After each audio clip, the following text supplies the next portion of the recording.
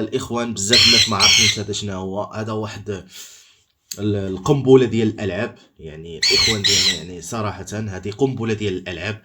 هذا كيتسمى ببغاء المهرج. هذا اللي كتشوفوا معايا الاخوان ديالنا وليد مفطوم تقريبا 80 70%. واش الاخوان تحيه لكم. اول واحد كان عنده الكايك في المغرب، وهذا العبد ضعيف الاخوان. آه واحد القصه اللي بزاف الناس غادي يشوفوا هذا الفيديو هذا وغادي يبقى يضحك. في خبركم اخوتي واحد القضيه، بلي كان عندي الكايك في 2013 2014، وكنت يعني كان ديك الساعه كيدير الكايك كيدير ديك 7000 7500 6000 6500. تيت نوار كان يعني تيت نوار هو اللي كان باقي ما كاينش تيت اورانج. تيت اورانج كان كيدير ديك 8000.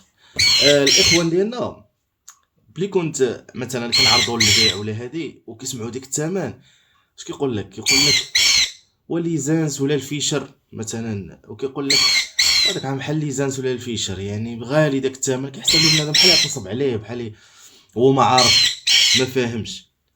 بزاف القصص وقعوا لي مع هذا الكايك هذا، يعني كيشوفوا فرخ بهذا لاطاي هذا وبهذا الحجم هذا وكيقولوا علاش هو غالي بديك الثمن، والناس كتبحث وكتقلب وما عرفوش علاش. المهم حتى دازت ايام عاد بدا كيتعرف ديك في 2000 في 2020 في 2021 بدا كيتعرف شويه.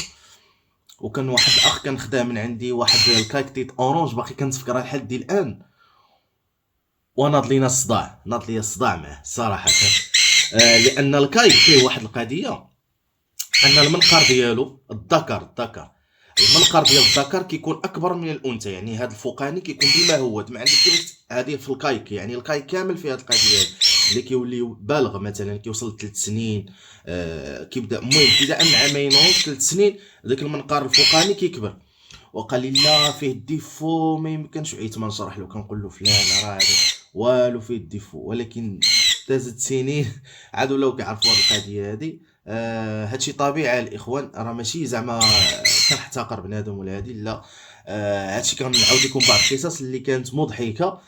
الواحد كتقول له واحد الحاجه، هو يعني هادو كانوا كيقول لك هذا ليزانس، هذا كان كيقولوا بانه ليزانس. يعني ملي كتقول لهم 7000 ولا 7500 كيقول لك هو ليزانس ما عامل داك الثمن، كيقول لك هذا مفاصله ديال ليزانس.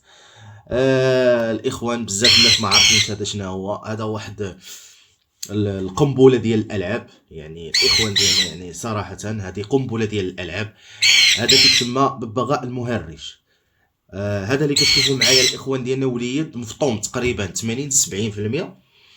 الاخوان ديالنا كنخدم مع واحد في الدريساج، يعني كنبغي نعلمو شي لعيبات وهذه، وكنحاول يعني نعطيه السورنج. دابا هو راه كاين السورنج، عرفتي راه العقل ديالو بغا يخرج، بدا كيتعلم ياكل الزريعه، بدا كيتعلم ياكل الكروكيت. الكروكيت ماشي ديال المشاش ولا ديال الكلاب، الكروكيت ديال البيروكينات.